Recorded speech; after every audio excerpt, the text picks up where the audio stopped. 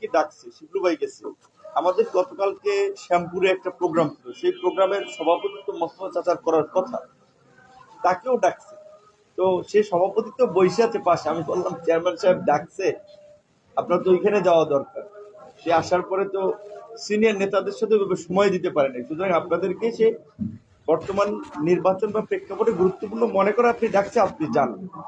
তারপরে চেয়ারম্যান সাহেবের পিএস মেহেদী বেগম আমি ফোন করে বলছি, যেহেতু লেটে গেছে, যে সে যেন দেখা করতে এবং দেখা করার পরে যেন সে আসে।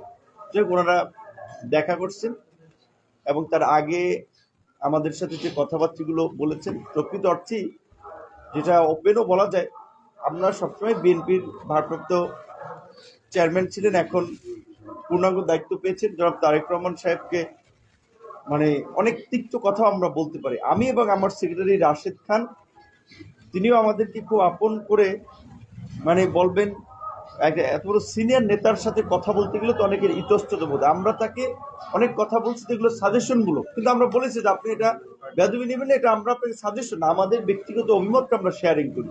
সেই আপনার ফেসিবাদ পতনের আন্দোলন সংগ্রাম থেকে শুরু করে এই অন্তর্বর্তীকালীন সরকার, নির্বাচন এবং আগামীতে সরকার এবং রাজনীতিতে যারা সরকার চালায়, এটা নির্বাচন হয়ে গেলেই কিন্তু দেশের বর্তমান যে অনেকগুলো চ্যালেঞ্জ আছে, এই চ্যালেঞ্জ শেষ হয়ে যাবে না।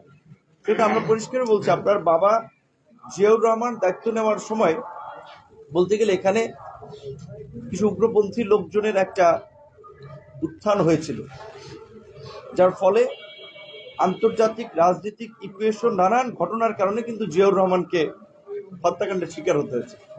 বাংলাদেশের বর্তমান পরিস্থিতি তারেক রহমানের জন্য সেই জিয়াউর রহমান যে চ্যালেঞ্জটা মোকাবেলা করেছে, ওই ধরনের অনেকগুলো চ্যালেঞ্জ আছে।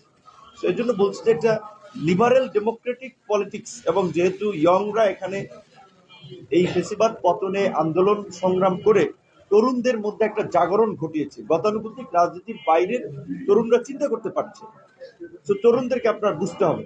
আর আমরা তো আপনার পাশে ছিলাম, সুতরাং আমাদেরকে আপনার ভবিষ্যতের জন্য প্রয়োজন। এখন আমাদেরকে কিভাবে অ্যাকোমোডেট করবেন, আমরা তো তরুণদের প্রতিনিধিত্ব করে আন্দোলন সংগ্রামে দেখছেন ত্যাগ আছে, কিন্তু আমাদের পার্টির লোকজন অসন্তুষ্ট যে আমরা 2টা সিটে আসন সমঝোতা, যদিও আমাদের আরো কিছু কথাবার্তা আলাপ আলোচনা হয়েছে, এগুলা এখন পাবলিকলি বলতে চাই না। তো এটা বলছি যে এইটুকু, যে আমার তাদের সাথে একটা হ্যাপি আন্ডারস্ট্যান্ডিং হয়েছে, এবং আমরা আন্দোলন সংগ্রাম থেকেই বলে আসছিলাম। বিএনপি বলছে যে আন্দোলন একসাথে, যুগপৎ আন্দোলনের মৃত্যুদের নিয়ে নির্বাচন এবং নির্বাচন পরবর্তী জাতীয় সরকার। এটা কিন্তু এই 5ই আগস্টের পরে তারেক রহমান বা বিএনপি বলে নাই, এটা 2 বছর